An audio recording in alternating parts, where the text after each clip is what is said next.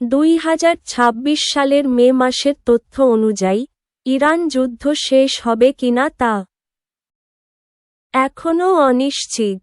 মার্কিন president Donald Trump ইরানের যুদ্ধবিরতির প্রস্তাব নাকচ করে দিয়েছেন এবং পারমাণবিক চুক্তির আগে যুদ্ধ থামবে না বলে ইঙ্গিত দিয়েছেন।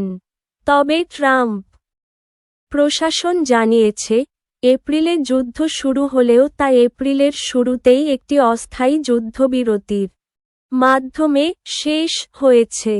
বর্তমান পরিস্থিতির প্রধান দিকগুলো: যুদ্ধবিরতিতে অনাগ্রহ, ইরান যুদ্ধ থামানোর প্রস্তাব দিলেও ট্রাম্প তা প্রত্যাখ্যান করেছেন এবং নতুন করে আলোচনা না হওয়া পর্যন্ত যুদ্ধ চালিয়ে যাওয়ার ইঙ্গিত দিয়েছেন।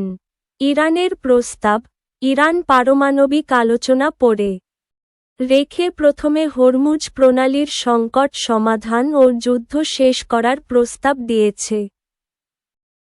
সামরিক সংঘাতের আশঙ্কা: ইরান জানিয়েছে, শান্তি আলোচনা অচলাবস্থায় পড়লে যুক্তরাষ্ট্রের সঙ্গে পুনরায় সংঘাত শুরু হতে পারে।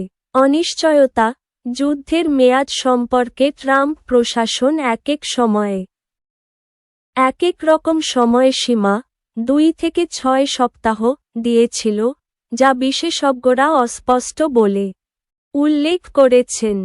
যদিও ট্রাম্প প্রশাসন এপ্রিলের শুরুতে যুদ্ধবিরতির কথা উল্লেখ করে যুদ্ধ শেষ হয়েছে বলে দাবি করেছিল, কিন্তু ইরানের সাথে চলমান উত্তেজনার প্রেক্ষিতে এটি দীর্ঘস্থায়ী শান্তি আনবে কিনা তা নিয়ে গভীর সংশয় রয়েছে।